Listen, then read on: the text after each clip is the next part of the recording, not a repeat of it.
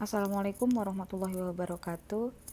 Baik, kita akan lanjutkan kuliah kita tentang kimia katalis, khususnya untuk katalis heterogen ya. Kita lanjutkan pembahasan tentang deaktivasi katalis. Baik, kalau katalis itu kita gunakan secara terus-menerus, maka katalis ini dapat mengalami perubahan sifat kimia dan fisika secara reversibel maupun irreversibel. Nah, kedua perubahan ini, baik reversibel maupun irreversibel, ini mengarah kepada terjadinya penurunan aktivitas katalis atau aktivitas katalis tersebut bisa hilang gitu kemampuannya. Nah, semua jenis katalis ini akan mengalami penurunan atau kehilangan aktivitasnya. Nah, peristiwa tersebut disebut dengan deaktivasi. Jadi deaktivasi ini terjadi ketika kemampuan aktivitas dari katalis tersebut hilang atau menurun. Kan tadi ada dua jenis ya, deaktivasi reversibel dan deaktivasi irreversibel. Nah, deaktivasi reversibel itu bersifat sementara, sehingga katalis dapat diaktifkan kembali dan diregenerasi. Sedangkan deaktivasi irreversibel itu sifatnya permanen, sehingga harus dilakukan penggantian katalis baru atau nggak bisa dipakai lagi kalau deaktivasi yang terjadi adalah deaktivasi irreversibel. Nah, proses deaktivasi ini dapat berlangsung dengan dua jenis waktu atau kecepatan ya. Yang pertama adalah deaktivasi yang sangat cepat. Ini terjadi seperti pada katalis-katalis perengkahan atau cracking hidrokarbon. Dan bisa juga deaktivasi ini berlangsung sangat lambat. Contohnya seperti pada katalis besi bromoted untuk reaksi sintesis amonia yang dapat digunakan selama beberapa tahun tanpa kehilangan aktivitas secara berarti atau secara signifikan. Nah, deaktivasi katalis ini dapat mempengaruhi kinerja reaktor. Bagaimana pengaruhnya terhadap kinerja reaktor? Nah, pengaruhnya ini terjadi karena adanya penurunan jumlah aktif sites katalis atau sisi aktif katalis yang menurun. Nah, sehingga karena sisi aktifnya itu menurun, maka dapat menurunkan aktivitas katalitiknya. Katalis yang telah terdeaktivasi atau telah berkurang ya kemampuan aktivitasnya tadi harus diregenerasi atau bahkan diganti secara periodik. Dengan mengetahui hal-hal yang dapat menyebabkan deaktivasi, bagaimana deaktivasi dapat mempengaruhi performa suatu katalis, bagaimana mencegah terjadinya deaktivasi, serta bagaimana meregenerasi katalis yang telah terdeaktivasi, maka persoalan deaktivasi ini dapat kita minimalisir ya. Jadi kita harus tahu kenapa sih kok bisa terjadi deaktivasi, pengaruhnya bagaimana, cara mencegahnya seperti apa, kemudian meregenerasi katalis tersebut bagaimana. Nah, dengan mengetahui hal-hal tersebut, maka peristiwa deaktivasi ini dapat kita cegah atau dapat kita minimalisir. Ada 3 macam ya penyebab deaktivasi secara garis besar. Yang pertama adalah fouling atau pergerakan, yang kedua adalah poisoning atau peracunan, dan yang ketiga adalah sintering. Kita bahas satu persatu. Fouling atau pengerakan ya, bukan pergerakan, mohon maaf. Pengerakan ya, kerak ya. Deaktivasi katalis fouling atau pengerakan ini terjadi akibat pengerakan yang biasanya atau umumnya berlangsung cepat. Pengerakan terjadi jika ada zat-zat dalam reaktor. Reaktor ini bisa reaktan, bisa produk ataupun intermediate terdeposit atau tertumpuk gitu ya. Terdeposit itu tertumpuk di atas permukaan katalis sehingga menutup pori-pori, menutup sisi aktif dari katalis tersebut secara fisik. Karbon, coke atau kokas itu adalah salah satu bentuk kerak yang paling umum pada proses pengerakan atau fouling ini. Dan proses pembentukannya dinamakan coking ya. Misalnya pembentukan coke atau karbon pada reaksi perengkahan hidrokarbon dengan katalis silika alumina. Reaksinya C10H22 menjadi C5H12 plus C4H10 plus C yang fasanya solid. Nah, C yang di akhir yang fasanya solid inilah yang disebut dengan kerak karena bentuknya padat, dia menutup sisi aktif dari katalis tersebut sehingga terjadilah deaktivasi ya. Bentuk coke yang terbentuk bergantung pada jenis katalis, suhu, tekanan parsial senyawa-senyawa karbonnya.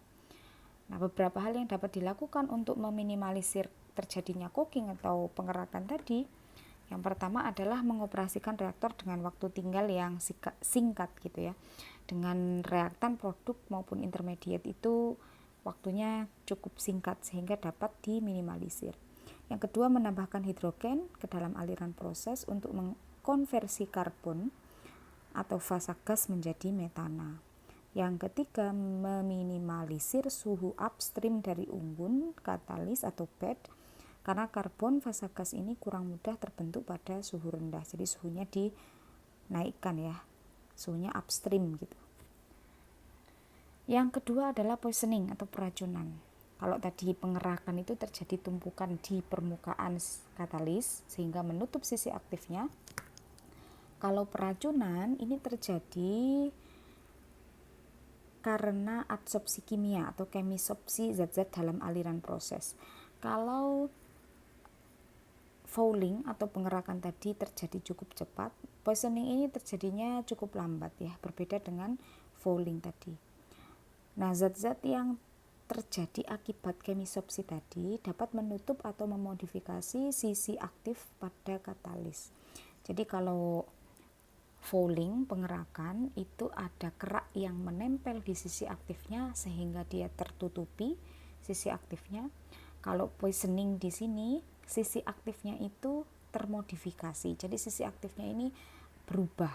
Kalau pengerakan tadi sisi aktifnya itu tidak berubah, hanya tertutupi saja, tapi kalau poisoning sisi aktifnya sendiri yang berubah atau termodifikasi. Nah, racun ini dapat memodifikasi ikatan antara katalis logam dengan supportnya. Untuk support itu sudah kita bahas di pertemuan sebelumnya.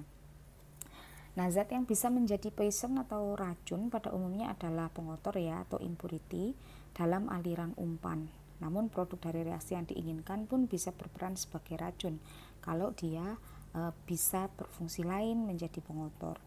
Ikatan antara racun dengan katalis atau support katalis ya dapat berlangsung lemah atau kuat. Jika ikatannya kuat, peracunan akan mengakibatkan terjadinya deaktivasi yang sifatnya irreversible, yang tidak bisa kembali dipakai lagi katalisnya. Tapi kalau ikatannya lemah, deaktivasi katalis yang terjadi itu bisa dibalikkan atau deaktivasi reversible. Nah, caranya bagaimana? Membalikkannya, mereverse tadi dengan cara mengeliminasi atau menghilangkan pengotor atau racun atau poison yang ada di aliran umpan tadi. Jadi racunnya dihilangkan, maka bisa diperoleh lagi katalis yang kita inginkan. Itu yang kedua. Racunnya itu ada apa saja jenisnya? Yang pertama adalah molekul-molekul dengan heteroatom yang reaktif ya. Contohnya adalah sulfur. Kemudian yang kedua adalah molekul dengan ikatan kompleks antara atom, contohnya adalah hidrokarbon tak jenuh. Dan yang ketiga adalah senyawa-senyawa logam atau ion-ion logam, contohnya Hg, Pb, Pd, Bi, Sn, Cu ataupun Fe. Racun katalis ini dapat dihilangkan ya dengan cara apa saja. Yang pertama pemisahan secara fisik, yang kedua adalah treatment kimia. Untuk mengkonversi zat racun menjadi senyawa-senyawa yang non toksik yaitu dengan cara oksidasi untuk jenis racun 1 ya yang heteroatom, dan hidrogenasi untuk jenis racun 2 yang molekul dengan ikatan kompleks.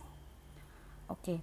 Fraksi permukaan katalis yang tertutupi oleh racun P yang teradsorb secara reversible, theta P ya, dapat dihitung ya ini. Jadi fraksinya dapat dihitung, fraksi permukaannya disimbolkan dengan P ya, theta P. P-nya ini adalah simbol untuk racunnya atau poison. Dapat dihitung dengan isoterm adsorpsi Langmuir. Theta P sama dengan Kp PP per 1 plus Ka PA plus Kp PP. Theta P-nya ini adalah fraksi permukaan katalis yang tertutupi oleh racun. Kemudian Kp ini adalah konstanta keseimbangan adsorpsi reaktan A, reaktan ya. Kemudian reaktan Poisson ya kalau P. Kalau A berarti di sini reaktan A. Kemudian PP-nya adalah tekanan parsial racun. Kemudian PA ini adalah tekanan parsial reaktan A. Kalau Kp berarti konstanta keseimbangan untuk adsorpsi racun P. Kalau Ka berarti konstanta keseimbangan adsorpsi untuk reaktan A. Nah, aktivitas katalis yang tersisa itu sebanding dengan fraksi permukaan katalis yang tidak tertutupi oleh racun. Sehingga aktivitasnya ya yang kita hitung tadi itu sama dengan 1 minus theta P. Karena aktivitas katalis semulanya kita simbolkan atau kita umpamakan dengan 1, kemudian setelah dia mengalami deaktivasi begitu ya, maka kita simbolkan dengan deaktivasi tersebut adalah theta P ya. Sehingga aktivitas sisanya itu adalah 1 dikurangi theta P. Yang ketiga, deaktivasi kan tadi disebabkan oleh 3 hal. Yang pertama adalah pengerakan, yang kedua adalah poisoning atau peracunan, yang ketiga adalah sintering. Nah, deaktivasi katalis akibat sintering ini disebabkan oleh pertumbuhan atau aglomerasi kristal. Aglomerasi itu berarti penggumpalan ya. Penggumpalan kristal yang akan mengubah struktur kimia katalis atau supportnya. Karena terjadi aglomerasi tadi. Structural rearrangement atau penyusunan ulang struktur yang teramati selama sintering itu mengakibatkan penurunan luas permukaan katalis. Karena namanya penggumpalan itu kan ukurannya jadi tambah besar ya. Kalau ukurannya tambah besar berarti luas permukaannya semakin kecil. Maka karena terjadinya sintering, luas permukaan dari katalis itu jadi turun. Karena hal tersebut, maka akibatnya banyak sisi aktif dari katalis itu irreversible atau hilang ya, karena kan ukurannya tambah besar, berarti sisi aktifnya jadi semakin sedikit. Pada umumnya sintering ini berlangsung jika suhu lokal katalis melampaui 1/3 hingga setengah dari suhu leleh atau melting point-nya. Nah, berikut ini adalah daftar beberapa katalis logam dengan suhu sinteringnya. Ada logam Cu, suhu sinteringnya 360, ada logam Fe, suhu sinteringnya 500, Ni juga 500, PT 570 dan PD 500. Nah, untuk mencegah terjadinya sintering itu bagaimana? Nah, katalis biasanya dimodifikasi dengan penambahan komponen stabilizer yang mempunyai titik leleh tinggi ya. Jadi penambahan stabilizer ini berguna untuk mencegah terjadinya sintering. Contohnya adalah kromia, alumina, dan magnesia. Yang punya titik leleh tinggi seringkali ditambahkan sebagai stabilizer pada katalis logam. Sintering platinum dapat dicegah dengan menambahkan sedikit senyawa-senyawa yang terklorinasi ke dalam aliran gas. Dalam hal ini, klorin itu berperan untuk meningkatkan energi aktivasi proses sintering sehingga kecepatan sintering menjadi turun. Oke, sampai sini dulu ya. Nanti saya lanjutkan pembahasan tentang regenerasi katalis.